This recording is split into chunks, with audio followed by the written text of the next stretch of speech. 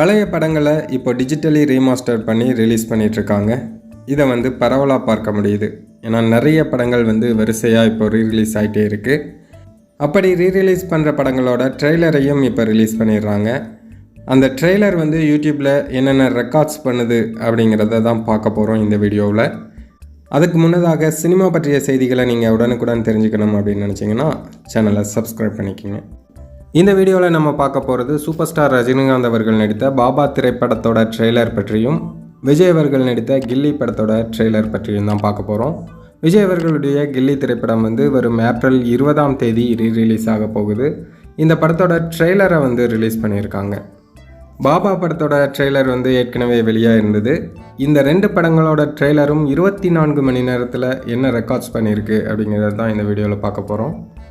முதலாவதாக பாபா படத்தை எடுத்துக்கிட்டோம்னா 24 மணி நேரத்தில் 1.9 மில்லியன் வியூஸ் ஆகிருக்கு. 102K லைக்ஸையும் வாங்கியிருக்கு.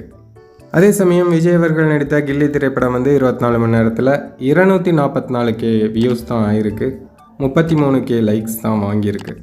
இது 24 மணி நேரத்தில் இந்த 2 படத்தோட ட்ரெய்லரும் செய்த ரெக்கார்ட்ஸ் யூடியூப்பில். இதில் கவனிக்கப்பட வேண்டிய விஷயம் என்ன அப்படின்னு கேட்டிங்கன்னா, பாபா திரைப்படம் அது வெளியான சமயத்தில் எதிர்பார்த்த அளவுக்கு போகலை.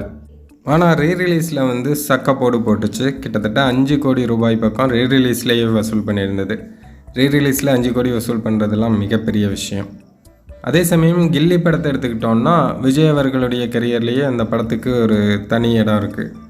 அவ்வளோ பெரிய ஹிட்டான படம். ஆனால் ட்ரெய்லரில் பாபா படத்தை விட ரொம்ப கம்மியாக தான் வியூஸ் ஆகிருக்கு. வசூலில் எந்தளவுக்கு கில்லி படம் சாதனைகள் பண்ணுது அப்படிங்கிறத நம்ம பொறுத்திருந்து தான் பார்க்கணும்.